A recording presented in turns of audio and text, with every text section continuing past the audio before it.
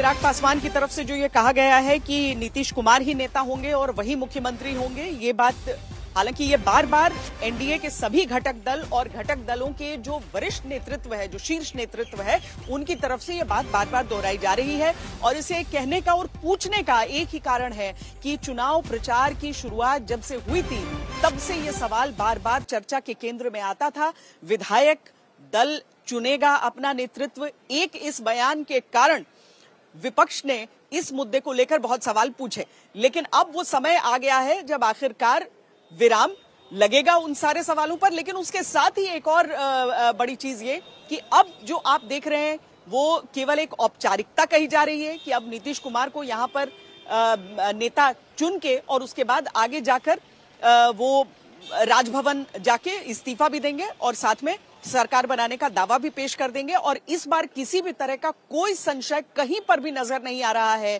जो भी माथापच्ची होगी शशि भूषण, वो उसके बाद आगे शुरुआत उसकी होगी जब मंत्रिमंडल और विभाग और घटक दलों के बीच मंत्री पदों की बात होगी। देखिए श्वेता, जो 2 बार चक्कर लगाई, मतलब बहुमत के बाद जब एनडीए को प्रचंड बहुमत मिला, जीत मिली, उसके बाद ललन सिंह और संजय झा 2 फेरा उन्होंने लगाया दिल्ली का। और इसमें मुझे ऐसा लगता है कि इस कमोबेश सारी बातों पे बातचीत हो गई है। स्पीकर को लेकर के एक डिमांडिंग पोजीशन रही थी जनता दल यूनाइटेड की, लेकिन वो बीजेपी ने कह दिया तो वहां बात खत्म हो गई। गृह विभाग नीतीश कुमार ने कभी किसी दूसरे न तो एलआई को दिया है, ना अपने किसी दूसरे कैबिनेट के सहयोगी को दिया है जब से वो मुख्यमंत्री हैं बिहार के। कानून व्यवस्था और बाकी प्रशासन जो है वो अपने पास रखते हैं, ये उनका ट्रैक रिकॉर्ड रहा है, तो वहां भी कोई बहुत फेरबदल की गुंजाइश नहीं दिखती है।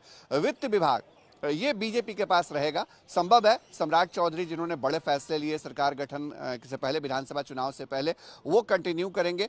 इसके अलावा जो महत्वपूर्ण विभागों की बात करें तो कृषि, स्वास्थ्य, ये पहले बीजेपी के पास था, क्या इसमें कोई चेंजेस होता है ये देखना होगा। लेकिन शिक्षा विभाग माफ कीजिएगा, शिक्षा विभाग मुझे नहीं लगता है कि जनता दल यूनाइटेड छोड़ेगी, क्योंकि सबसे ज्यादा अगर रोजगार कहीं से सृजन हुआ है तो वहां से हुआ है, और यही वजह है कि वो विभाग अपने पास जेडीयू रखना चाहेगा। तो ये एक कसमकस होगी, लेकिन सभी चीजों से पर्दा उठेगा समय के साथ धीरे धीरे। और देखिए, विभाग भी कोई ऐसा नहीं कि कल शपथ ग्रहण होगा और बंट जाएगा, उस समय बटा हुआ होगा। जब शपथ ग्रहण हो जाएगा तो जो परिपाटी रही है, बाद में कैबिनेट सेक्रेटरीट की तरफ से नोटिफिकेशन जारी होता है और उसमें वो विभागों का बंटवारा होता है। तो पहले तो हमको ये देखना होगा कि कितने मंत्री शपथ लेते हैं।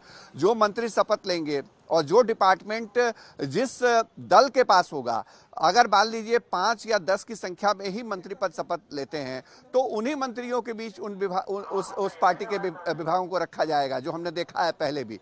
तो बहुत ज्यादा एक्सपेरिमेंट की गुंजाइश नहीं दिखती है। लेकिन हाँ, चिराग पासवान अभी जाते जाते अंदर कह के गए हमसे बातचीत में कि नीतीश कुमार ही नेता चुने जाएंगे, वही मुख्यमंत्री बनेंगे, और बिहार की जनता ने जो प्रचंड जीत जी है उसके लिए हम उनका आभार जताते हैं।